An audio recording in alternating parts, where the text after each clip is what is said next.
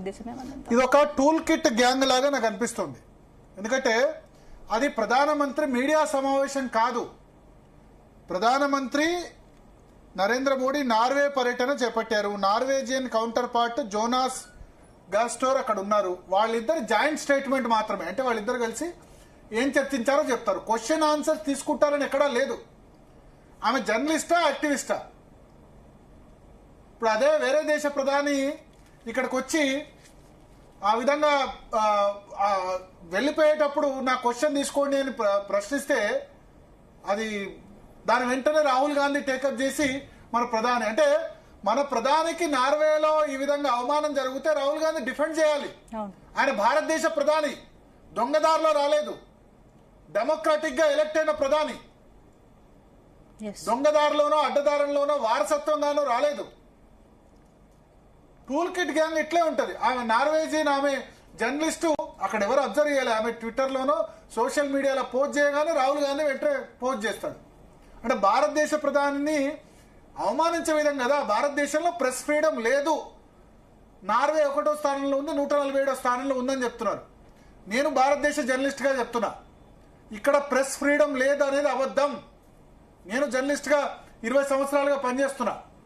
ప్రతి రాజకీయ పార్టీకి ఒక ఛానల్ ఉంది, ప్రతి రాజకీయ పార్టీకి ఒక ఛానల్, ప్రతి పొలిటికల్ ఎజెండా ఉన్న వాళ్ళకి ఒక ఛానల్. ఇంతకంటే ఎక్కువేం కావాలి? ఎవరైనా ఛానల్ పెట్టచ్చు భారతదేశంలో, ఎవరైనా యూట్యూబ్ ఛానల్ పెట్టుకోవచ్చు, ఎవరైనా 2 రూపాయలు చెల్లిస్తే న్యూస్ పేపర్ పెట్టుకోవచ్చు. ఇంకా ప్రెస్ ఫ్రీడమ్ ఎక్కువైపోయింది అని చెప్పి పబ్లిక్ అనుకుంటున్నారు. మీడియా 4వ స్తంభంగా వ్యవహరించాల్సిన మీడియా కొన్ని చోట్ల బ్లాక్ మెయిల్ చేస్తుందని అంటున్నారు. పొద్దున్న లేస్తే అడ్డగోలు బూతులు కూడా మాట్లాడేస్తున్నారు జర్నలిస్టులు. టీవీల్లో లైవ్ లో మన దగ్గర అయితే తెలంగాణ, ఆంధ్రప్రదేశ్ లో బూతులు మాట్లాడుతూ బ్లాక్ మెయిల్ చేస్తూ అదే జర్నలిజం అంటారు. లీడర్లను బూతులు తిట్టే హక్కు ఎవరికి ఇచ్చారు? పొలిటికల్ లీడర్స్ ని బూతులు తిడుతూ ప్రెస్ ఫ్రీడమ్ లో మనం వెనుకున్నామట. ఆ సంస్థ ఏందో, ఆ రిపోర్ట్ ఏందో. అబ్సల్యూట్లీ ఎస్, జర్నలిస్టులను కర్బ్ చేసిన రాజకీయ పార్టీలు ఉన్నాయి, ప్రభుత్వాలు ఉన్నాయి, ఇవి ఉన్నాయి. కానీ ఇంకోవైపు, రెండవ వైపు కోణం కూడా చూడాలి కదా. ప్రజలు మీడియాను ఏమనుకుంటారు? ఇవాళ ప్రజలు మీడియాను ఒక ఏమంటారు, మీడియా పర్సన్స్ కి రెస్పెక్ట్ పోయింది. ఎన్ని ఛానల్స్, ఎన్ని సోషల్ మీడియా అకౌంట్లు, ఏం రెస్పెక్ట్ ఉంది 4th ఎస్టేట్ కి? ఫ్రీడమ్ ఎక్కువైపోయింది ప్రెస్ కని అనుకుంటారు. ఎవరిదో సంస్థ నార్వే మొదటి స్థానంలో ఉందట, 147వ స్థానంలో భారతదేశం ఉందని చెప్పిందట. ఇక్కడ రండి, వస్తే తెలుస్తుంది. చైనాలో ఒక్క వార్త వస్తుందా మనకు? ప్రైవేట్ మీడియా ఉందా? సౌదీ అరేబియాలో ఉందా? దుబాయ్లో ఉందా? మన దగ్గర ఆపరేషన్ సింధూర్ జరిగితే మన రాఫెల్ యుద్ధ విమానాలు కూలిపోయినాయని మన దేశ మీడియా రిపోర్ట్ చేస్తుంది. పాకిస్తాన్ లో ఎన్ని విమానాలు కూలిపోయినా అక్కడ వాళ్ళు రిపోర్ట్ చేయరు. మన దేశంలో యుద్ధం జరిగితే మనం ఆపరేషన్ సింధూర్ లో మనం ఫెయిల్ అయినామని మన మీడియా రాస్తుంది. ఇంతకంటే స్వేచ్ఛ ఏముంది? దేశ భద్రతా ప్రయోజనాలు ఈ నార్వేజియన్ జర్నలిస్ట్ కు జవాబు చెప్పలేదని మన మీడియా రాస్తుంది. ఇంతకంటే ప్రెస్ ఫ్రీడమ్ ఏముంది? నేను అందుకని చెప్తున్నా, జర్నలిస్ట్ గా నేను చెప్తున్నా, చాలా ప్రెస్ ఫ్రీడమ్ విషయంలో తక్కువేం లేదు. ఎస్, అయితే జర్నలిస్టును చంపిన సందర్భాలు ఉన్నాయి, బెదిరించిన సందర్భాలు ఉన్నాయి, రాజకీయ పార్టీలు లేకపోతే ముఖ్యమంత్రులు, అది వేరే సంఘటన. కానీ అస్సలు ప్రెస్ ఫ్రీడమే లేదు. మీరు సౌదీ అరేబియా వెళ్ళండి, దుబాయ్ వెళ్ళండి, చైనా వెళ్ళండి, ఉత్తర కొరియా వెళ్ళండి, ఎక్కడా అసలు వేరే ప్రైవేట్ శాటిలైట్ ఛానల్స్ ఉన్నాయా? మాది భారతదేశంలో తొలి ప్రైవేట్ శాటిలైట్ ఛానల్ మాది, జీ నెట్వర్క్ 1992లో పెట్టాం. తొలి శాటిలైట్ ఛానల్ మన నెట్వర్కే. సో ఈమె నార్వే జర్నలిస్ట్ వచ్చేసి భారతదేశ, నా బాధ ఏంటంటే భారతదేశ ప్రధానికి మన దేశంలో ఉంటూ మనం కొట్టుకుందాం, తిట్టుకుందాం. మీరు దేశంలో ఉంటూ నరేంద్ర మోడీని విమర్శించండి, విదేశాల్లో మన ప్రధాని విమర్శిస్తే మనం చూస్తూ కూర్చోవాలా?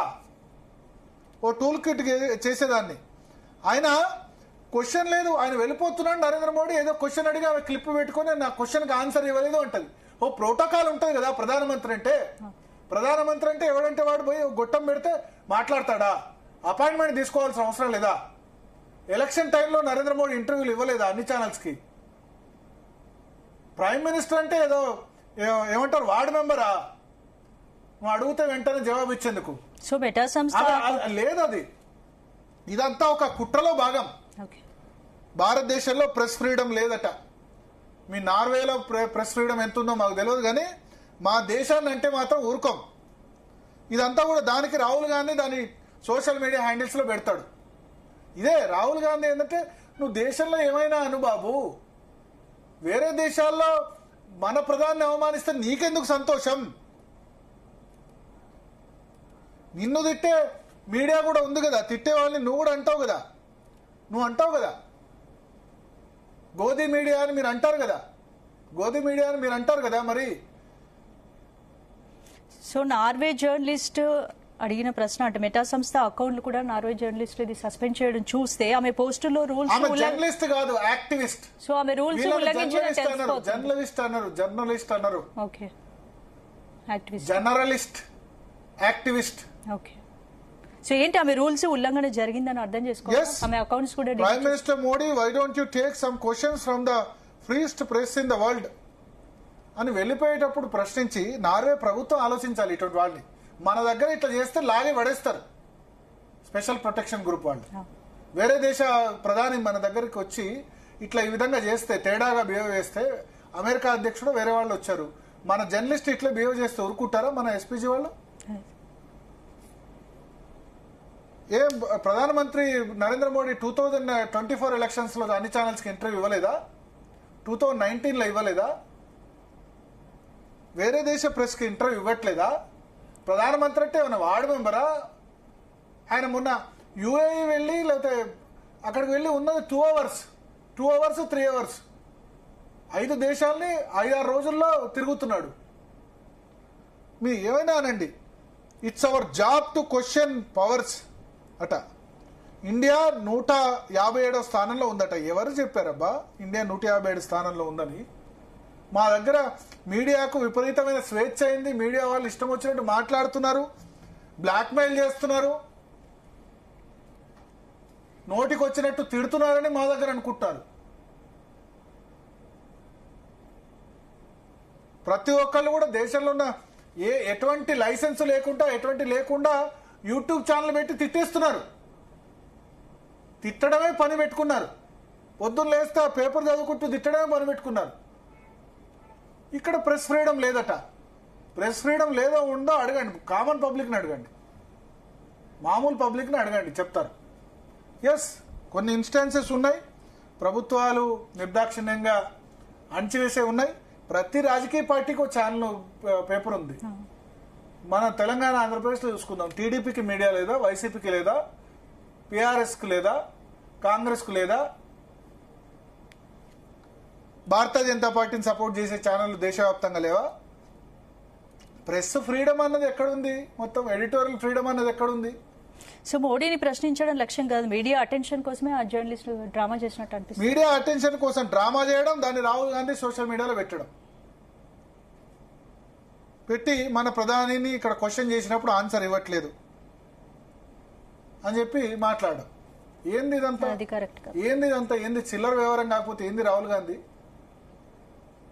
ఎలక్షన్ల మీద ఎలక్షన్లు ఓడిపోతున్నావు, అయినా ఇంకా నీకు ఏమంటారు, ఇంకా కూడా ఎట్లా చేయాలో అర్థం కాలేదా? 3 ఎలక్షన్స్ ఓడిపోయారు మీ నాయకత్వంలో కాంగ్రెస్ పార్టీ. నేను అడుగుతుందా క్వశ్చన్స్? 2014లో ఓడిపోయినారు, 19లో ఓడిపోయినారు, 24లో ఓడిపోయినారు. తెలంగాణలో అధికారంలోకి వచ్చింది రేవంత్ రెడ్డి వల్ల, మీ వల్ల కాదు. కేరళలో కూడా అధికారంలోకి వచ్చింది, అక్కడ ఒకసారి మారితే ఇంకోసారి మారుతారు. రాహుల్ గాంధీని చూసి ఓటేసే వాళ్ళు ఎవరు లేరు. ఐదర్ నరేంద్ర మోడీ, రాహుల్ గాంధీకి కాంగ్రెస్ పార్టీకి పడుతున్న ఓట్లు కూడా నరేంద్ర మోడీకి వ్యతిరేకంగా పడుతున్న ఓట్లు తప్ప ఏం లేదు. ఇంకెన్ని 24 తర్వాత మీరు వారసత్వంగా వచ్చిన అధికారాన్ని వేరే వాళ్ళకి ఇస్తే బాగుపడుతుందేమో ఇంకా కాంగ్రెస్ పార్టీ. ఇప్పుడు రేవంత్ రెడ్డి లాంటి తెలంగాణలో కొత్త లీడర్స్ ఇంకెవరికైనా బాధ్యత అప్పగించినా బాగుంటుందేమో. రాహుల్ గాంధీ మీరు రాష్ట్రంలో ఏమైనా తిట్టండి, నరేంద్ర మోడీతో మీకు ఏమైనా శత్రుత్వం ఉంటో చూసుకోండి, కానీ వేరే దేశాల్లో మన ప్రధాని అవమానించే విధంగా ట్వీట్ చేస్తే, మన ప్రధాని అవమానించే విధంగా సోషల్ మీడియాలో మాట్లాడితే ఆమెను హైలైట్ చేస్తూ ఆమె వచ్చి రాహుల్ గాంధీ ఇంటర్వ్యూ అడుగుతుందట. ప్రపంచ నేతలు మోడీకి పెరుగుతున్న ఇమేజ్ ను తట్టుకోలేక రాహుల్ గాంధీ ఆపోజిషన్ లో అధికారంలో ఉన్నప్పుడు ఇచ్చాడా? ఎంతమందికి ఇచ్చాడు ఇంటర్వ్యూలు? 2004 to 2014 ఉన్నాడు కదా, ఇంటర్వ్యూలు ఎంతమందికి ఇచ్చాడు? ఇప్పుడు ఆపోజిషన్ లీడర్ కాబట్టి మాట్లాడుతున్నాడు. ప్రధానమంత్రి అంటే ఇంటర్వ్యూలు ఇచ్చుకుంటూ పోతారా? ఏం పనేం లేదా మీడియాలకు ఇంటర్వ్యూలు ఇవ్వడం? ఎలక్షన్ సమయంలో సమయం సందర్భాన్ని బట్టి ఇస్తూ ఉంటారు, వాళ్ళకి అవసరం ఉన్నప్పుడు ఇస్తారు. మోడీకి వచ్చిన ఇమేజ్ తట్టుకోలేక ఇలాంటి ప్రాపగండా. మోడీని తిడితే తిట్టు, దేశంలో తిట్టు, వేరే దేశం పోయిన తర్వాత తిట్టడం ఏంది? వేరే ప్రపంచ దేశాల ముందు మన ప్రధాని అవమానించే విధంగా నార్వే ఆమె ఎవరు జర్నలిస్ట్ అని చెప్పుకునే యాక్టివిస్ట్ పనిచేస్తే అది షౌటా క్వశ్చన్ అడుగుతుందామే?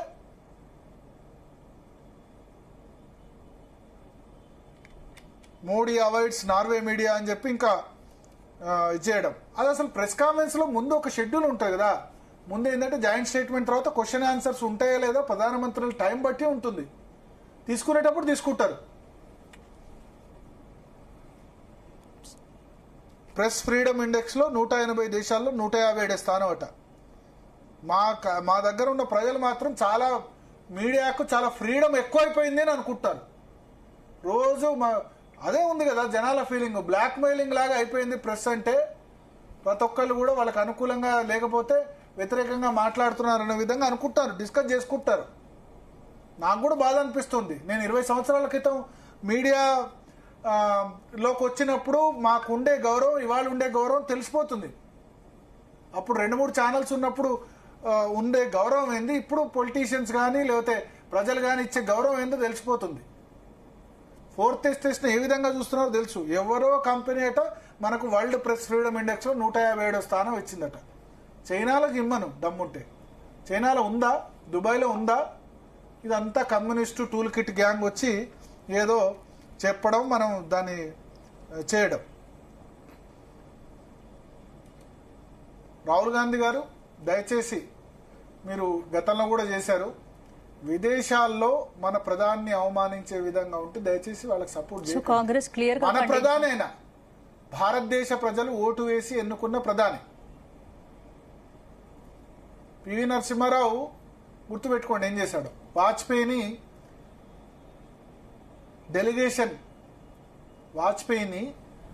ప్రతిపక్ష నేతగా ఉన్న వాజ్పేయిని పాకిస్తాన్ విషయంలో దౌత్యం గురించి వాజ్పేయిని పంపించాడు కాంగ్రెస్ ప్రైమ్ మినిస్టర్. భారతదేశం బయటకు వెళ్ళినప్పుడు మనం అంతా ఒక్కటన్న వాయిస్ అనిపించాలి. నువ్వే ప్రధాని తిట్టి, అరే నీకు ఓట్లేసేది నార్వే వాళ్ళు కాదు కదా, ఇండియన్స్ కదా, ఇండియాలో తిట్టు. పలచనే విధంగా మాట్లాడదు కదా మన ప్రధాని.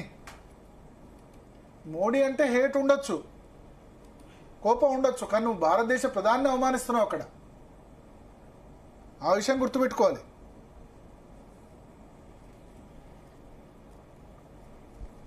సో చూద్దాం, ఇంకా టూల్ కిట్ గ్యాంగులు ఇంకా ఇదే విధంగా రెచ్చిపోతే ఆమె ఎవరో క్వశ్చన్ అడిగితే దాన్ని తీసుకొచ్చి ఇక్కడ ట్వీట్ చేయడం, భారత్ ప్రధానికి నార్వేలో అవమానం అని ఇంకేదో అని చెప్పి ఏదో చెప్పడం. ఎవడో ఒకడు ఉంటాడు, 100 మంది అక్కడ ఉన్న దానిలో ఎవరో ఒకళ్ళు అరుస్తారు. ఇప్పుడు రేపు అమెరికా అధ్యక్షుడు వస్తాడు, ఇట్లే మన జర్నలిస్ట్ ఎవరో గట్టిగా అక్కడ అసలు క్వశ్చన్ ఆన్సర్ సెషన్ ఉందో లేదో చూడాలి కదా. సో క్లియర్ గా ఈ విషయంలో ఖండించాల్సిన కాంగ్రెస్ దేశ గౌరవానికి సంబంధించిన విషయంలో ఇలా సైలెంట్ గా ఉండి రివర్స్ అవడం అయితే కరెక్ట్ కాదు. చూడాలి, వాళ్ళు ఆలోచించుకోవాలి. ఎందుకు వాళ్ళు 3 సార్లు అధికారంలోకి రాలేదో ఆలోచించుకోవాలి. 37 to 40% ఓటింగ్ నరేంద్ర మోడీకి ఎందుకు వస్తుందో ఆలోచించుకోవాలి ఇటువంటి చర్యల వల్ల. ఆబ్వియస్లీ మోడీని వ్యతిరేకించి 20% వాళ్ళకు ఓటేస్తున్నారేమో కానీ మెజారిటీ ప్రజలు ఓటేయట్లేదు ఇటువంటి వాటి వల్ల.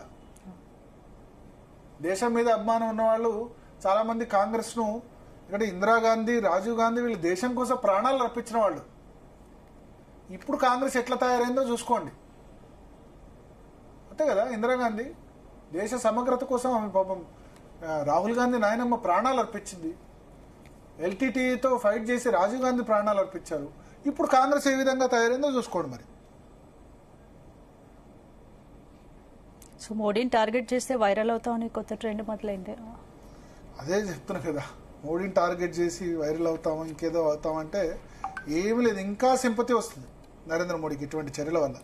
అట్లా ఆయన వ్యతిరేకించే వాళ్ళు ఎవరైతే 15-20% అవుట్ రైట్ ఏ మోడీ ఏం చేసినా వ్యతిరేకించే వాళ్ళు ఉంటారో వాళ్ళలో డెఫినెట్ గా వాళ్ళు ఏమంటారు గెలిచేయచ్చు, ఆనందపడవచ్చు. కానీ సపోర్ట్ చేసే వాళ్ళు, దేశాన్ని ప్రేమించే వాళ్ళు అయితే వ్యతిరేకత వ్యక్తం అవుతుంది కదా.